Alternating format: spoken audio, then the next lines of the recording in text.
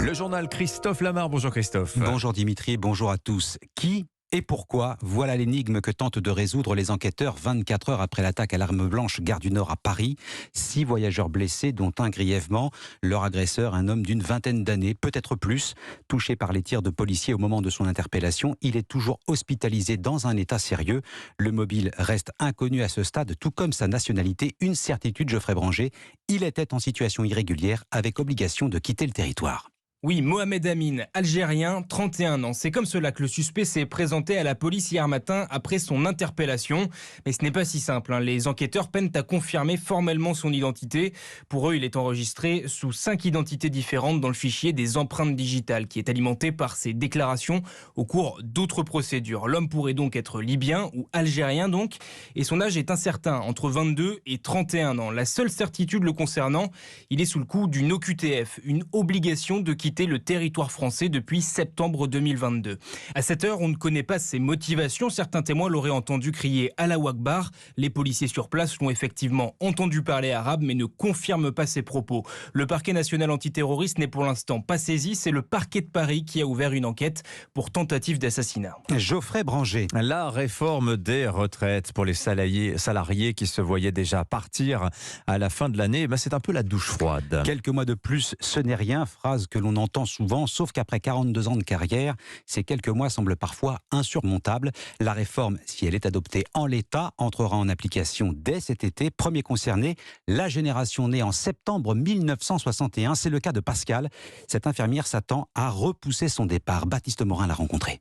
Pascal est né le 5 septembre 1961. Infirmière depuis ses 22 ans, sa retraite était prévue pour le mois d'octobre et le cumul de ses heures supplémentaires lui permettait même d'arrêter de travailler dès février. Mais la réforme et la menace d'être rappelée l'ont convaincu de prendre les devants. Je suis allée voir mon employeur en lui disant « Est-ce que je peux travailler 4 mois de plus ?» Maintenant, il parle de 3 mois, mais au départ, il parlait de 4 mois. J'ai anticipé, c'était un peu le poker, mais bon, je ne me voyais pas du tout partir et revenir après travailler. Pascal doit donc travailler quelques mois de plus pour obtenir sa retraite à taux plein, quelques mois de plus à exercer une profession physiquement exigeante. On nous demande de travailler de plus en plus. J'ai encore la forme, mais je sens les journées passer quand même. Il a fallu digérer le changement de programme, mais désormais, Pascal préfère en rire. Vous imaginez 3 pots de départ avant de partir? Non mais... Elle pourra prendre sa retraite en juin prochain. Baptiste Morin du service économie d'Europe 1. Alors cette réforme va aussi mettre fin aux régimes spéciaux. La mesure doit permettre de faire des économies, mais à y regarder de plus près, ça n'est pas si évident. Précision importante, seuls les nouveaux embauchés seront affiliés au régime général. Les salariés entrés dans la carrière avant l'adoption de la loi continueront d'en bénéficier. Margot Fodéré, pourquoi cette suppression ne va-t-elle rien changer sur le fond ?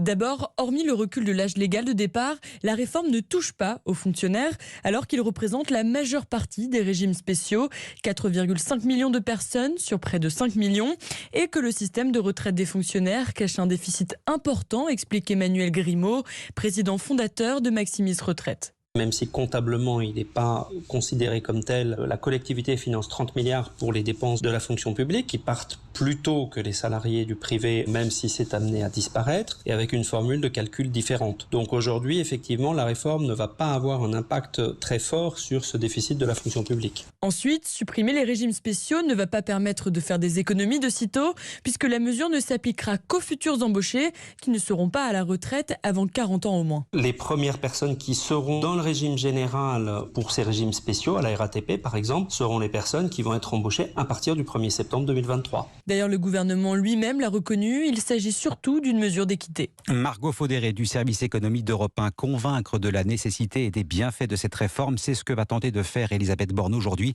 Réunion à Matignon avec tous les chefs de groupe parlementaires. Il faudra aussi s'assurer du soutien de sa propre majorité.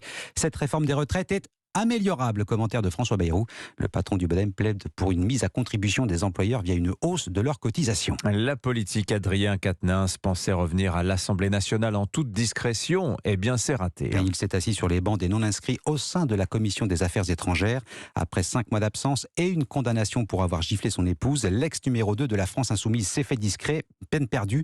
Son retour est contesté au-delà de sa famille politique. La députée Renaissance Aurore Berger annonce le dépôt d'une proposition de loi pour rendre rendre inéligible toute personne condamnée pour violence conjugale.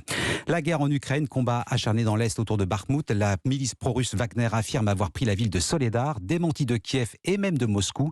La Russie prépare-t-elle une grande offensive pour les prochaines semaines? Elle réorganise en tout cas son commandement opérationnel. Le général Gerasimov, jusque-là chef d'état-major, prend la direction des opérations sur le terrain. C'est en tout cas un signe à Nicolas Tonev. Le Kremlin ne cédera pas un pouce de terrain.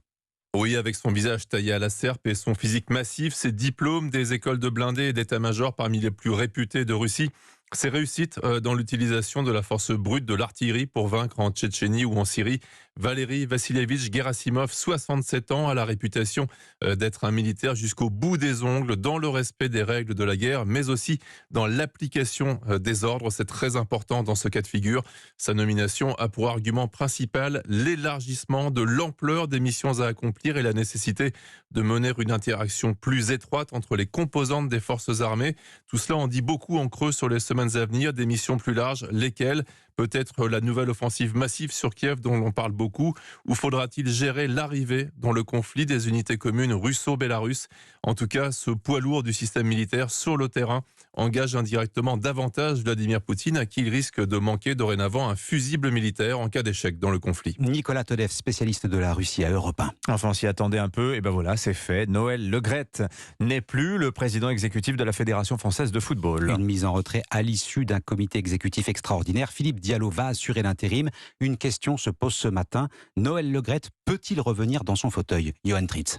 Déjà, il faut attendre la conclusion de l'audit diligenté par le ministère des Sports prévu fin janvier, date jusqu'à laquelle Noël Le Graët a été mis en retrait. Si celui-ci est blanchi, notamment des accusations de comportement sexiste, il pourrait retrouver sa place. Scénario peu probable aujourd'hui. En revanche, si l'enquête est accablante, Noël Le Graët a promis de démissionner, ce qui entraînerait une prolongation de l'intérim de Philippe Diallo à la présidence de la FFF jusqu'en juin. Un vote aura lieu lors d'une assemblée générale pour élire le nouveau président. Et parmi les favoris, Philippe Diallo, actuel intérimaire vice-président depuis décembre 2021 et qui a un atout, celui d'être proche du camp Macron après avoir travaillé au cabinet d'Édouard Philippe au Havre. Il y a aussi Jamel Sanjak, opposant pendant 10 ans à Noël Le Graët, membre du COMEX. Le président de la Ligue de Paris aurait les faveurs des pronostics aujourd'hui.